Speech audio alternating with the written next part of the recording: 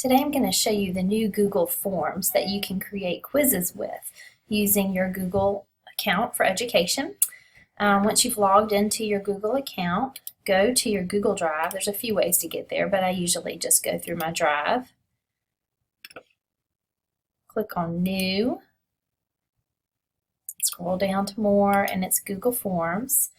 And it automatically brings up the original purple template.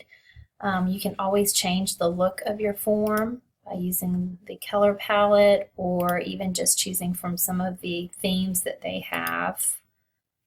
Let's grab one. Okay, and then before you get started on your quiz questions, go over to the Settings tab and click Quizzes and click that button, and it automatically makes your Google form into a quiz. And then you can decide if you want the students to see their grades after they submit their quiz immediately, or if you would like them to have to wait until everyone turns in their quiz. If you're worried that they're going to share the answers with their friends in other classes, that sort of thing, you may want to just click later so that you can control when they see the correct answers. And you can also decide if you want your students to see when they miss their questions, or if you want them to see the correct answers, and if they see what the point values are, and that's all up to you when you're setting up your quiz. And once you have that set up, you can get started. So this is my quiz number 1, we'll call that. You can give your quiz a description. I usually start out with the student's name, so that on your spreadsheet, when you get your answers, you'll have a name attached to each quiz. And then also the class period.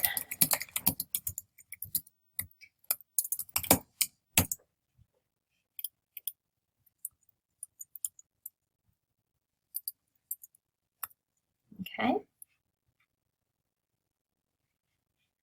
Now, since these are not really test questions, I've just left the answer key 0 for 0 points.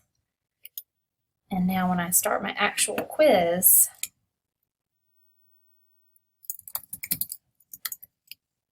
we can start here and we can make multiple choice questions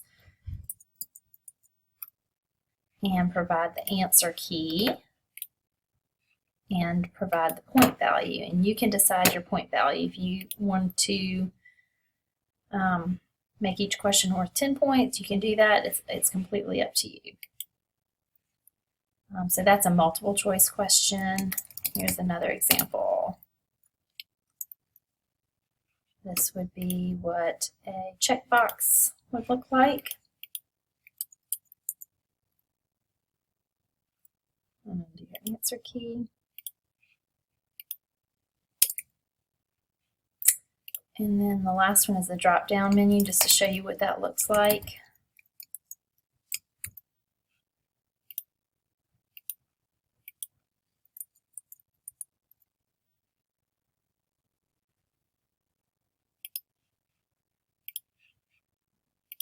And that's pretty much it. That's a simple quiz right there. You can make them as elaborate as you want to with this, but just to kind of get y'all started, this is one way to get started. So when you finish putting your questions in, you can go in and look at the preview. This is how it's going to look when the students pull up the quiz, and this is how they're going to answer the questions, and you can go ahead and test it out. I'll go ahead and get some right and some wrong. 1 + 1, let's say it's 1. And then they submit, and it tells them the response has been recorded. You can set it up so they don't have another option to give another response, but I didn't do that when I set it up. But they do have the option to look at their score.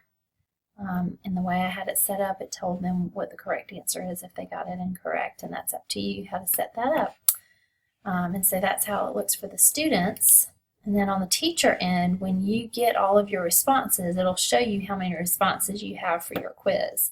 So if you click on your responses, you can look at the spreadsheet of all of the responses, which makes it really easy to get the grade to put in your grade book.